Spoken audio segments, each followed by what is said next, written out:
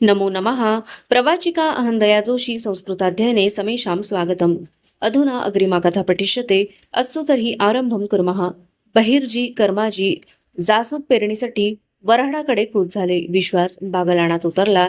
जनावरांची नालबंदी करून रसद घेतलेल्या मराठी फौजा बयाजीनं सिद्ध झाल्या. रायगड उतरून राजे पाचाडात आले. मोहीमशीर सरदारांना उर भेट देऊन त्यांनी निरोप दिले. हंबीररावांना उरी भेटताना ते म्हणाले, वऱ्हाड जर बेत घेताच आम्हाला हार कारा धाडा. आम्ही तुमच्या खबरेला डोळे लावून आहोत. जी लाल मुंग्यांचे वारूळ फुटावे तशा मराठी फौजा पाचाडा बाहेर पडल्या फुटल्या. दौलतीचे खंबीर सेनापती हंबीर वराड खानदेशवर चालून निघाले. आता गडावर अभिषेकाची तयारी सुरू झाली.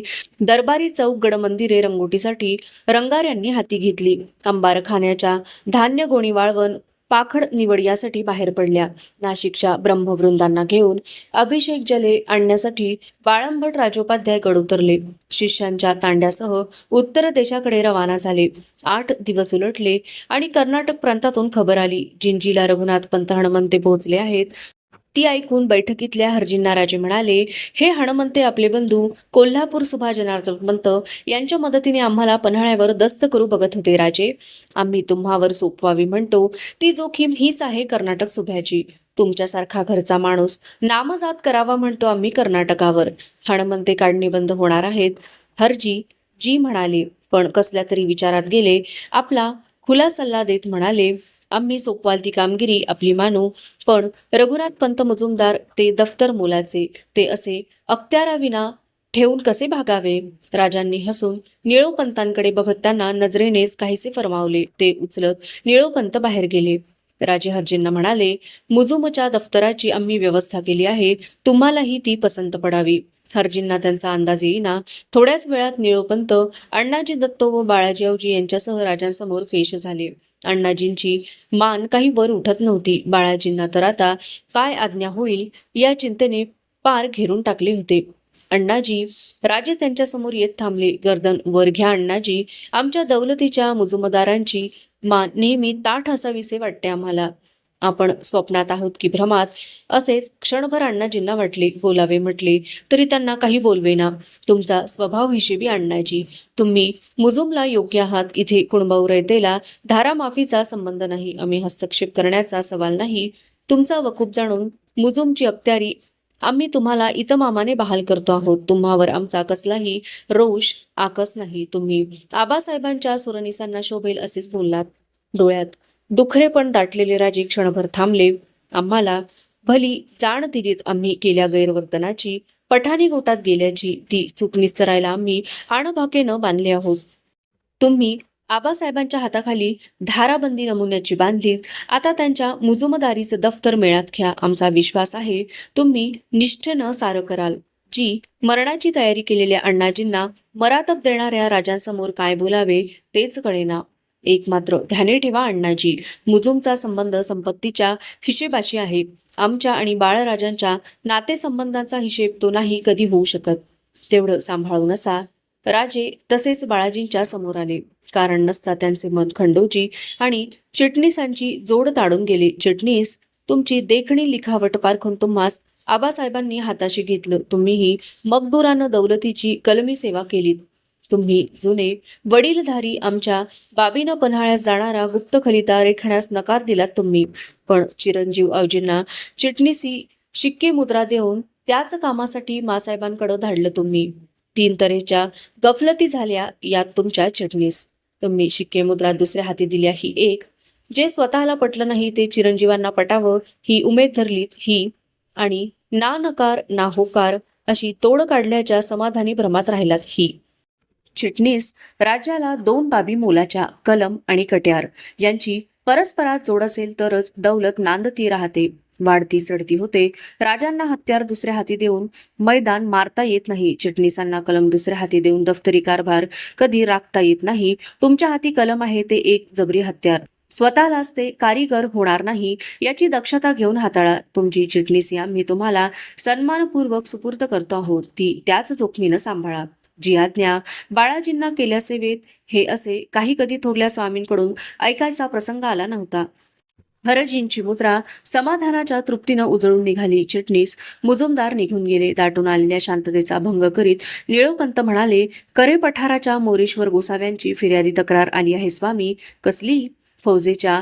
आसामी आपल्या माणसांना आणि शेतीवाडीला तजवीज देतात असं म्हणणं आहे गोसावी बुवांचं. राजांची चर्या किंचित कडवी कठोर झाली. त्यांनी तपास घेण्यासाठी विचारले, पठाराला नामजात हवालदारी कुणाची पंत?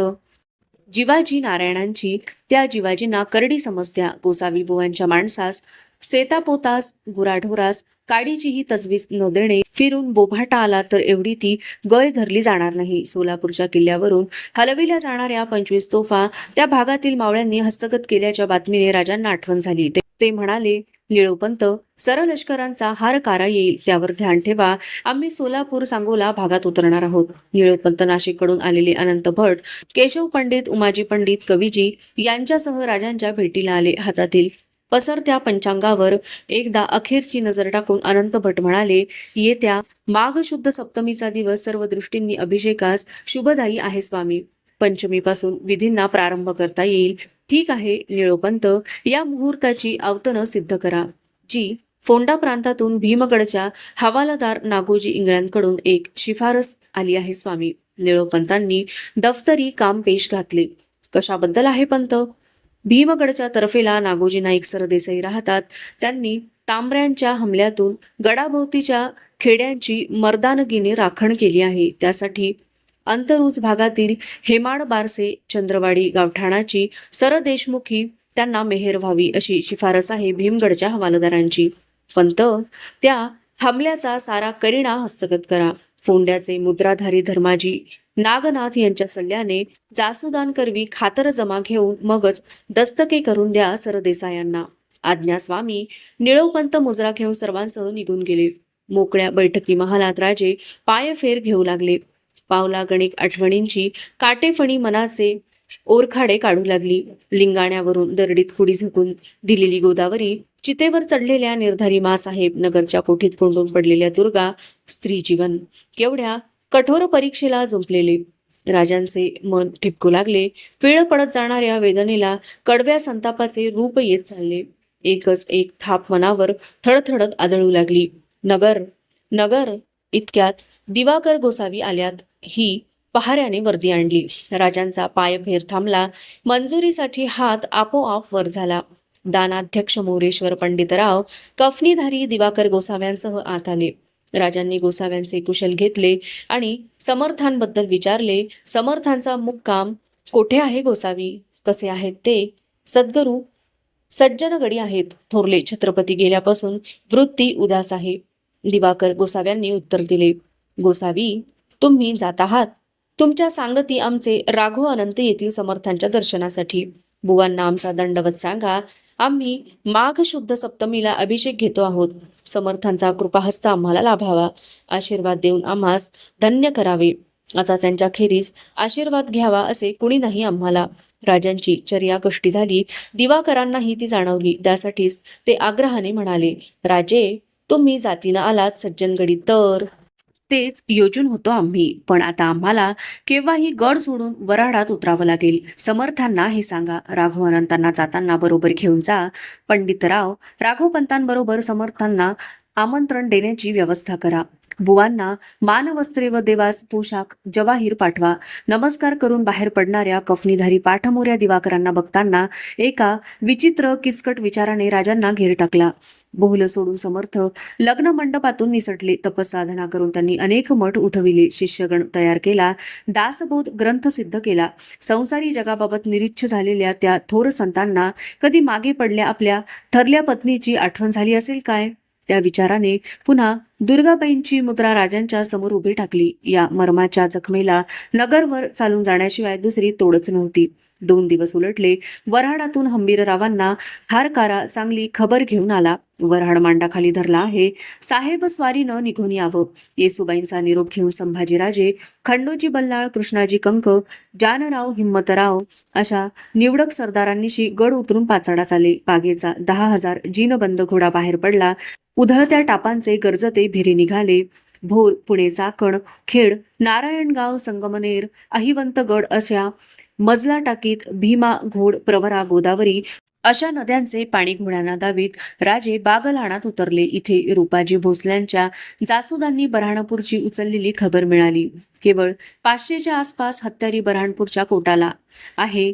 वरकड लढाऊ वऱ्हाडात उतरला आहे. राजांनी आपल्या फौजेला तवानगीसाठी तळाची आज्ञा दिली आणि हंबीररावांना निरोप पाठविला. आता वऱ्हाड सोडा, धरणगाव चोपडा असा खानदेश जवळ करा.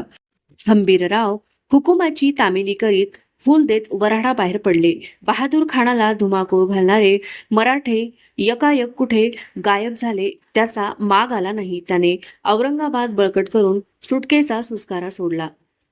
जालना, देऊळगाव, फर्दापूर, एरंडोल अशा ठाण्यांना जरब देत हंबीरराव फौजबंदीने धरणगाव चोपडा भागात उतरले. बागलाणातून निघालेल्या संभाजीराजांनी त्यांचा मेळ घेतला. वऱ्हाडात मागे पेरलेली 10,000ची फौज वगळताही आता मराठी फौज 30,000च्या दमात झाली.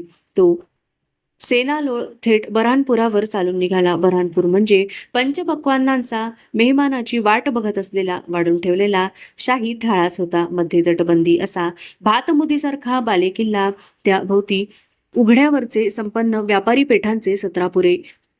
गोडधोडाच्या पदार्थासारखे या दख्खन दरवाजाचा मोगली सुभेदार होता खान अजमान. रिवाजाप्रमाणे खानसाहेब या समयी ठाण्याला मोजूद नव्हते. त्याचा नायब काकडखान्यात हजर होता. जिजिया वसूल करण्याचे फक्कड काम हा काकड करीत असे. आजवर केला वसूल सव्याज फेरभरणा करण्याची नौबत काकडवर आली होती. मराठी फौजेने बऱ्हाणपूरला येरगाटा टाकला. थंडीने अगोदरच काकडलेला काकड खान त्या थरकविणाऱ्या कल्लोळाने पुरता काकडून गेला. त्याने सोयीचा मार्ग काढला. येथील तेवढी माणसं बालेकिल्ल्यात येऊन तटाचे दरवाजे बंद करून टाकले. बाहेरचे मालवान व्यापारी पुरे चक्क मरणावर सोडले. हंबीरराव नागोजी केसोत्रिमल यांनी ते ताब्यात घेतले. नवाबपुरा, खुर्रमपुरा, शहागंज, शहाजहानपुरा, हसनपुरा सर्व पुऱ्यांचे सराफी आणि व्यापारी कट्टे लुटीला पडले. सोने, चांदी, मोत्ते, नगदी नाणी यांची कलमवार रास राजांच्या सामने बाजार चौकात ओतण्यात येऊ लागली. मोजदाद करून जागच्या जागी ती गोणी बंद करून त्यावर मोहरा चढविल्या जाऊ लागल्या. काही मावळे बालेकिल्ल्याच्या तटाला शिड्या जोडून वर चढण्याची खटपट करीत होते. भक्कम उंच तटामुळे ते साधत नव्हते. बिजलीसारखे जनावर फेकीत हंबीरराव शहराभोवती फेर घेत बाक्यांना चेतना देत होते. वरचा माल हस्तगत करण्यात पहिला दिवस गेला. पुढचे 2 दिवस खंट्या लावून भूमिगत धन बाहेर खेचण्यात आले. 3 दिवस बऱ्हाणपूरभोवती व्यापारी पुरे पेटत होते.